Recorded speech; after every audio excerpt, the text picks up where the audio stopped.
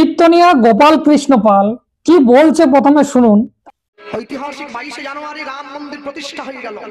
বলো, কোন সাম্প্রদায়িক দাঙ্গা নয়, সাম্প্রদায়িক সম্প্রীতিকে মাঝখানে রেখে বলো, যিনি সারা ভারতবর্ষের সর্বময় কর্তা, তার দরকার কি ছিল 11 দিন উপোস করে রামচন্দ্রকে আসনে বসানো?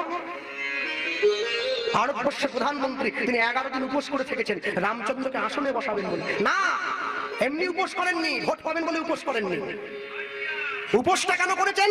উপোস করেছেন যাতে রামচন্দ্রকে তার আসনটা ফিরিয়ে দিচ্ছেন, এই আনন্দে উপোসটা করেছেন, অন্য কিছু কারণের জন্য নয়। যে বহু যুদ্ধের পরে 500 বছরের ইতিহাস আমরা আবার পুনরুদ্ধার করলাম। ভারতবর্ষ সাধুর দেশ, ভারতবর্ষ ধার্মিক দেশ, ভারতবর্ষ মহান দেশ, আমরা বিশ্বের ইতিহাসে আবার প্রমাণ করে দিয়েছি পুনর্বার।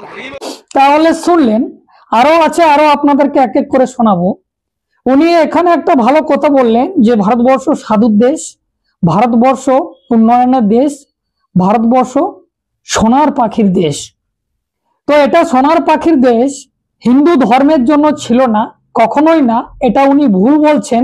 তার প্রমাণ হচ্ছে যে সময়ে আমাদের দেশে নালন্দা বিশ্ববিদ্যালয়, তক্ষশিলা, বিক্রমশিলা, যে বড় বড় ইউনিভার্সিটি ছিল এবং বাইরের দেশের মানুষ আমাদের দেশে এসে শিক্ষা অর্জন করে তারা বাইরের দেশে নিয়ে যেত। এবং সেই সময়ে যতগুলো আপনারা দেখবেন বিশ্ববিদ্যালয় সব কিন্তু বৌদ্ধ বিহার ছিল। আর সেই সময়ে সেই ভারতকে সোনার পাখির দেশ বলা হতো, যে বাইরের দেশে মানুষ আমাদের দেশে শিক্ষা অর্জন করে তারা তাদের দেশে সেই শিক্ষাকে লাগু করত।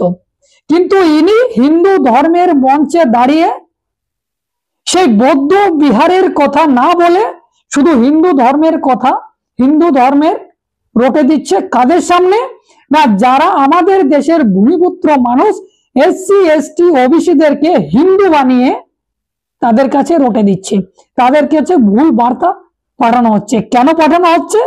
কারণ ফায়দা হচ্ছে এই গোপাল কৃষ্ণ পাল আর যারা হিন্দু ধর্মের মাথা ব্রাহ্মণ বৈশ্য ক্ষত্রিয়রা, তাদের উন্নয়নের জন্য যে ধর্ম তৈরি করা হয়েছে সেই ধর্মে আমাদের মানুষকে, এসসি এসটি ওবিসি মানুষকে হিন্দু বানিয়ে তাদেরকে মগজ ধোয়ার কাজ করছে এই সমস্ত আসরগুলোতে। তিনি বললেন যে রাম মন্দির প্রতিষ্ঠা হয়ে গেল, আর রাম মন্দির প্রতিষ্ঠা কে করলেন? তার জন্য জোর কদমে কাজ করেছেন মোদিজি, এই দেশের প্রধান হর্তা কর্তা বিধাতা, দেশের প্রধানমন্ত্রী তিনি করেছেন। তাহলে এই রাম মন্দির পুনরুদ্ধার করলেন হিন্দুরা। এবার প্রশ্ন হচ্ছে এই জায়গায় যে হিন্দুদের দেবী দেবতা, যে দেবতা রাম, তার 500 বছরের ইতিহাস এই হিন্দুরা পুনরুদ্ধার করলো, মানে আমরা পুনরুদ্ধার করলাম।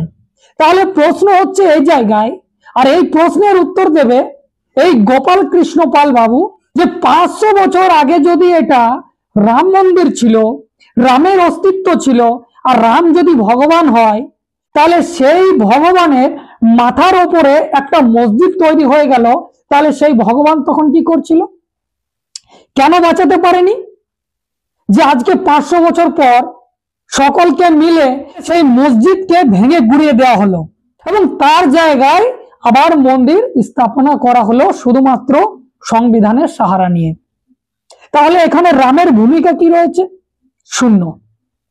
আপনারা খোঁজার চেষ্টা করুন, এখানে রাগ রোষের কোনো ব্যাপার নেই, এখানে বিরোধিতার কোনো বিষয় নেই। এখানে প্রশ্ন হচ্ছে এই জায়গায় যে রাম যদি ভগবান হয়, রাম যদি হর্তা কর্তা বিধাতা হয়, রাম যদি সকলের জন্য হয়, তাহলে তার মাথার উপরে কিভাবে মুঘল সাম্রাজ্য সেই মন্দিরকে ভেঙে গুড়িয়ে দেয়, তারপরে মসজিদ তৈরি করে দেয়? একবার আপনারা ভাবুন তো। তার মানে এখানে রামের কোনো অস্তিত্ব যদি থেকেও থাকে তাহলে রাম ভগবান হতে পারে না। কারণ ভগবান যদি হয় তাহলে এই ধরনের কাণ্ড হবে না, এত মানুষের প্রাণহানি হবে না। তার মানে শুধুমাত্র ধর্মে হানাহানি করে, মানুষকে মারামারি করিয়ে এরা নিজেদের রাজত্বকে কায়েম করতে চাইছে। আর কারা কায়েম করতে চাইছে? যারা হিন্দু ধর্মের মাথা।